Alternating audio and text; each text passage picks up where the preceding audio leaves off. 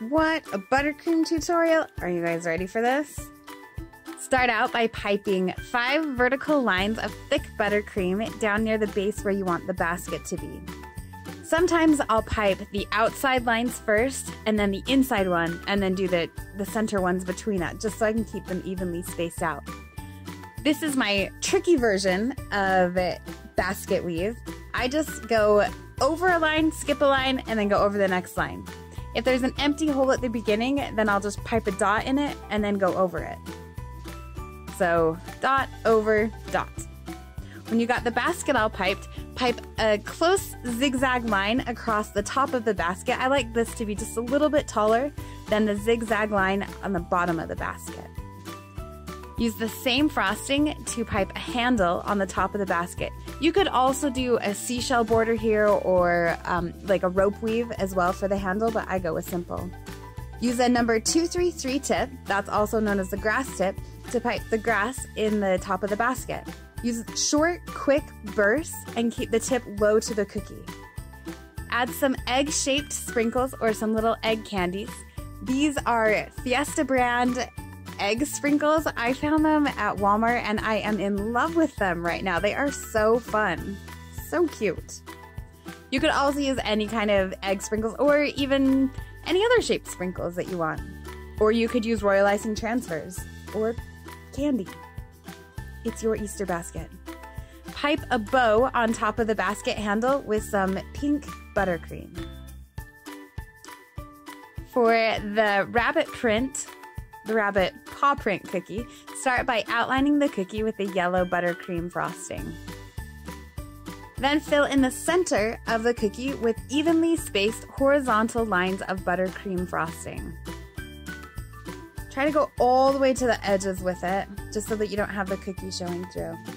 Then grab some white buttercream and pipe kind of a fat teardrop shape on each side of this heart for the bulk part of the paw print. Fill in the center of each paw print and then add 3 dots at the tip of each one for their little toe prints. With the bunny, we're going to start by outlining the inside portion of the ears with a pink buttercream and then just fill it in with those same evenly spaced horizontal lines. Do the same thing for both ears and then grab some white buttercream. Outline the entire cookie with that thick white buttercream. We're just laying it down here like it's a piece of yarn.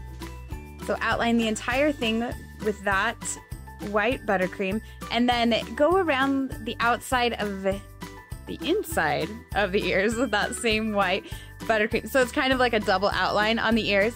And then fill in the empty space in the center of the cookie with those evenly placed horizontal lines of buttercream across the cookie. Add 2 black sugar pearls for the eyes. These are actually kind of a silvery black. You could also do blue if you want, or green. I'm not biased. Whatever kind of eyes you want.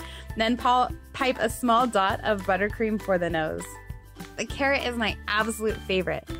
Just go crazy piping swirls, rounded swirls of buttercream. You can start in the center or you can start on the outside edge of the swirls. It doesn't really matter. Then grab some green buttercream and pipe the tips up for each carrot. I like to make them swirly just to match with the segments of the carrot. The egg, we're again going to start by outlining the entire cookie with our thick buttercream frosting. I'll have you know, I'm actually piping at a weird angle because of the camera, so I couldn't tell that that was wonky until I actually looked at it. Too late now. Once you've outlined it, pipe those evenly placed horizontal lines of buttercream across the cookie until you get all the way to the bottom, just filling in that center of the cookie with buttercream. Then we're gonna grab our white buttercream frosting and we're gonna pipe sets of 5 dots of buttercream. So for each petal, you're gonna pipe a dot and then without squeezing the piping bag anymore, use the tip of the piping bag to draw that frosting towards the center. So it kind of thins out as it comes towards the center.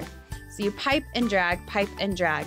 I like to add some half daisies on the edges so it looks like the pattern continues over the edge and it's not just weirdly centered in the middle of the Easter egg.